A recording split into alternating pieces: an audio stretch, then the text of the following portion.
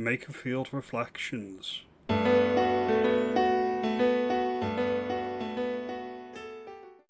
Good morning, I hope everyone's well today. Thank you for watching. It is appreciated, and like and subscribe if you like this video. It is very much welcome, and comment below on anything I mention. As always, your mileage and opinions may vary.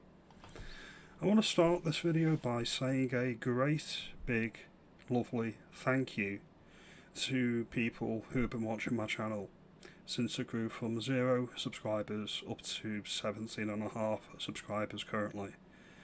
I'm just a working class man from Northern England, and I made this channel about 2 years ago because I felt that many working class voices don't get any airtime, and I thought to myself, if I made a little YouTube channel, I could articulate some points and opinions that many people dismiss that the working classes don't have, they don't understand, or at least put some of my feelings and concepts to many other people that may think the same or have similar thoughts and feelings.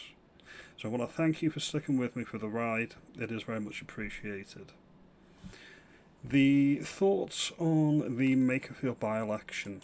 The first thing I want to say is Restore Britain are polling much higher in the area than people will admit, especially the legacy media and establishments.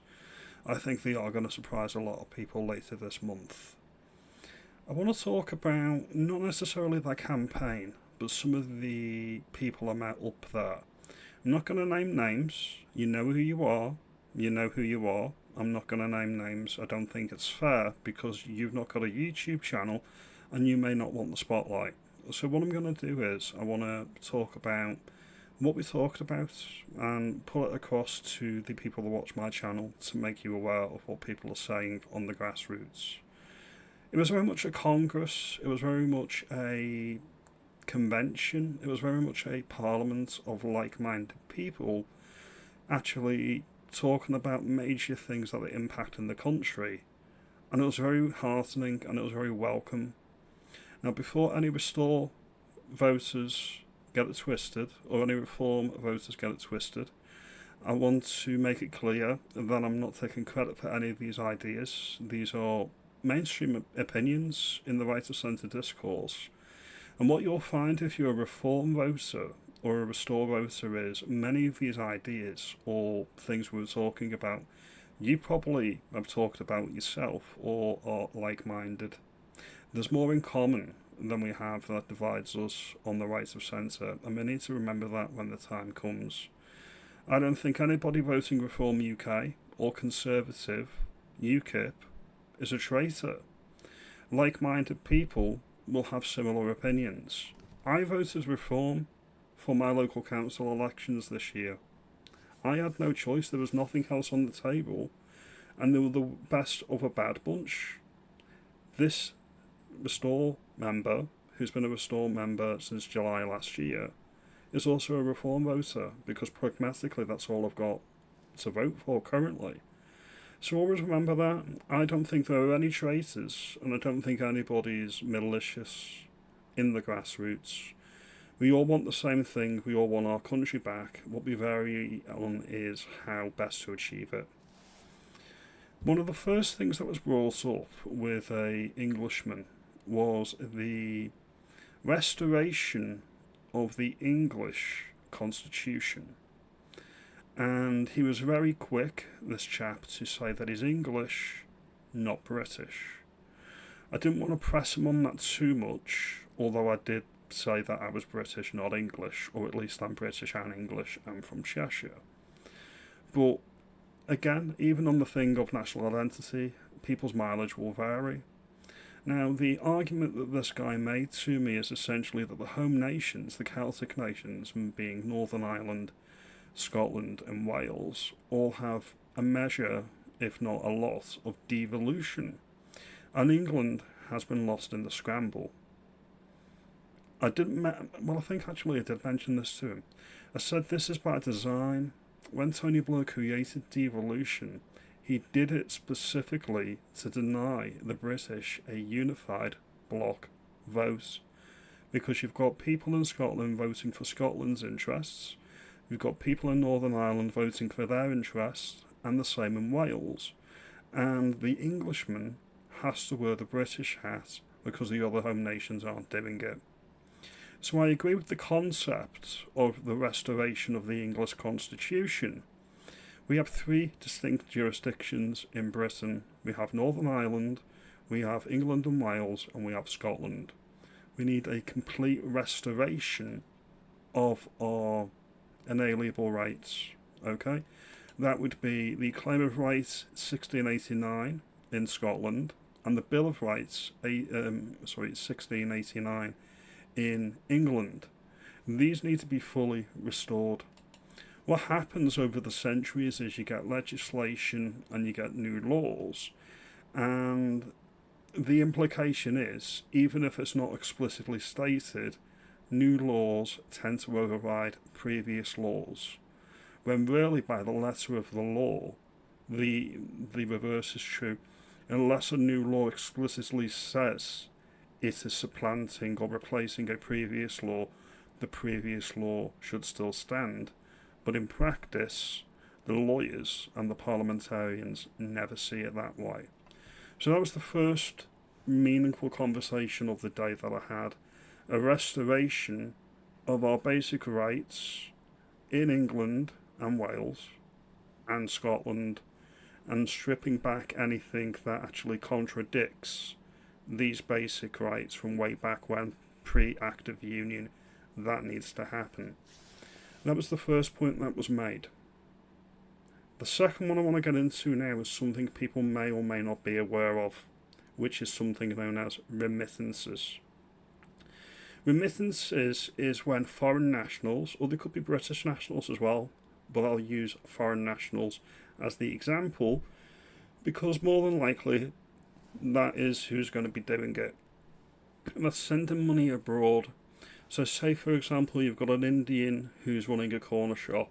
Yes, I'm going to use that racist stereotype.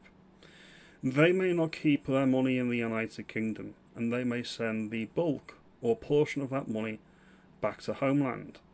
And it's the same in any community. It could be the Turkish barbers sending their money back to Turkey or other third countries, etc., etc.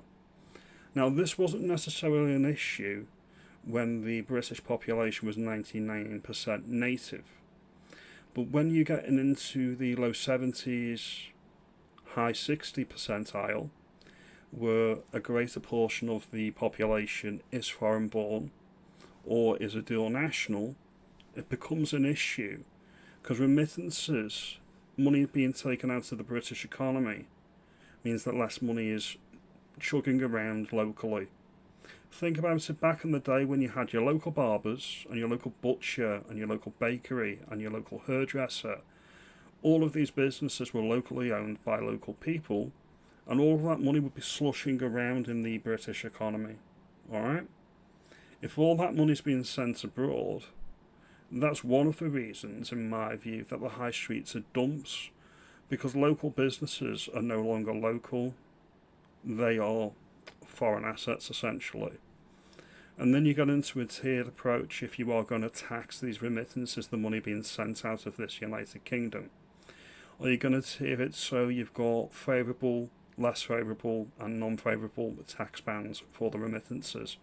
For example, the Anglosphere, Canada, America, New Zealand and Australia, maybe Ireland, would they be in band A, which means they don't actually get their remittances taxed, or it's like at 2% or 5%. Then you'd have an intermediate band, maybe for the European continent or the European Union, because they're part of the West and we want them to do well, so maybe you'd tax remittances to those countries at maybe 10 or 15%. And then you've got the third world countries, the countries that are not part of the West, but are basically making money off our citizens and sending that money abroad. Would you tax their remittances at 50 or 60% to deter them setting up foreign businesses in Britain and to keep more of their money in the United Kingdom? And then the fourth facet is Commonwealth countries. Would they be in the tax band for the third world? like Pakistan and India, or would they be in the second tax band? And then you add in, what about the Commonwealth realms, the ones that still hold the king as head of state, would they get a special exemption? There were no definitive answers, but the point I'm trying to make is, these are the conversations of working class gamins, the people that were very, very stupid and very, very thick and slow that voted for Brexit. This is the stereotype from the BBC. We do not think that way. So, spoken about the Englishman who talked about being English, not British. Now, the conversation with remittances was another Englishman. Now I'm going to speak about an Irishman. I'm sure there's a punchline to a bad joke I could make, but we need a Scotsman. Unfortunately, I didn't speak to any Scotsman. I would have liked the set of all the home nations. But the conversation I had with an Irishman who's actually living in the Northwest was really two things. First of all, the Windsor Framework, which effectively keeps Northern Ireland in the European Union, and by default, because we're not diverging from the standards for trading into the European market, because of the Northern Ireland Protocol, the backstop, the Windsor Framework, however you want to phrase it, in effect, we're still in the European Union. So that was the first point of order that we had with the Irishman, and I agree with all of this, and these were his points as well. We also talked about job losses due to the importation of foreign labour enabled by the Indian trade deal by two-tier Kia. The fact that they can bring in Indian workers into Britain at a lower rate and supplant the native British worker. He had a similar experience to myself, and we had a conversation about that as well. And the final thing that we spoke about regarding Northern Ireland or our shared experiences within the United Kingdom was the fact that we now have a terrorist, the former IRA frontwoman Michelle O'Neill, running Northern Ireland. And he is of the same frame of mind as me, alright? That needs to stop. The fact that we're pandering to terrorists or former terrorists, even though she would deny she was involved in the IRA, for the record, this is just my opinion. These are the concessions that the British state has made. And again, these are conversations that the middle class, the people voting Labour, and the upper class, the ruling class, the elites, would have you believe that British working class white people like me and the people at this Restore Congress were oblivious to. They don't know what's happening. The stupid gammons, they don't have a finger on the pulse, they don't know what's going on. And then we get on to the fourth issue. The fourth issue that we're going to talk about is the point of Restore. Why is Restore a thing? Why are we not all Reform voters? Because I would say the majority of Restore people at this Congress, at this Parliament, at this meet-up, at this campaign trail for the Makerfield election were former Reformers. Why are they not anymore? And it's because of what I'm talking about now. These conversations about what should be policy or advice or information guidance to the people deciding policy in the party, these conversations are not happening with Reform UK grassroots. It's a top-down approach from central office. They don't even keep, as far as I'm aware, the money raised by the local campaigners in the coffers for the local branch. That's all sent up to head office. But with Restore Britain, it's completely different. There seems to be a grassroots, bottom-up approach, which is very much appreciated. There's a lot of people saying, well, why Restore fielding the candidate and Makerfield? You're going to be splitting the vote. Because the Makerfield branch wanted it to happen, and that's one of the promises of Restore Britain. And finally, the final thing I'll mention is a conversation regarding maybe setting up a website or an app behind a paywall all over the United Kingdom to inform purchasing choices, so you know whether the business is a British-owned business or it's a foreign-owned business, if the local trade is like vape shops, barbers, butchers, dog groomers, you name anything locally led on paper, whether it's actually a British business owned by British people, or whether it's a foreign-owned business or a dual national. And somebody mentioned that that could fall foul of the Equality Act, that could be potentially illegal. And the conversation was, well, if you put it behind a paywall, would it be less legal or more legal, or would it still be illegal? Lest we forget, we discriminate every single day, whether we know we're doing it or not. You discriminate if you buy a petrol or a diesel car. You discriminate if you buy a cat over a dog, or vice versa. You discriminate if you watch Star Trek and not Star Wars. You discriminate all the time. So even trying to say that people don't discriminate, we all discriminate. We do it every single day. Do you want the bottle of Pepsi or do you want the bottle of Coke? Alright? Now again, this might not go anywhere. All of this stuff, all of these conversations that I had may not go anywhere. The point I'm making is, all of these ideas, all of these concepts are quite likely being discussed by people in the Conservative Party, the grassroots, people in UKIP, people in Reform UK. We're all on the same side. We all want the same thing. So that's my advice, is keep the faith and stay hopeful. I had hope.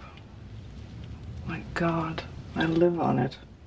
This is the thing with Restore Britain, is giving millions of people hope. Hope that we can actually vote our way out of it. Now people may say, Cheshire, Damien, you're completely deluded. What are you thinking about? It's just more of the same. You could be right. I could be 100% wrong. Reform could be the next government. They could be. It could be Restore. We really don't know at this point. I hope I've given you something to think about. I have been getting a few complaints that my videos have been getting too long, so I do apologise. As always, like and subscribe. Let me know, do you want to go up to Makerfield?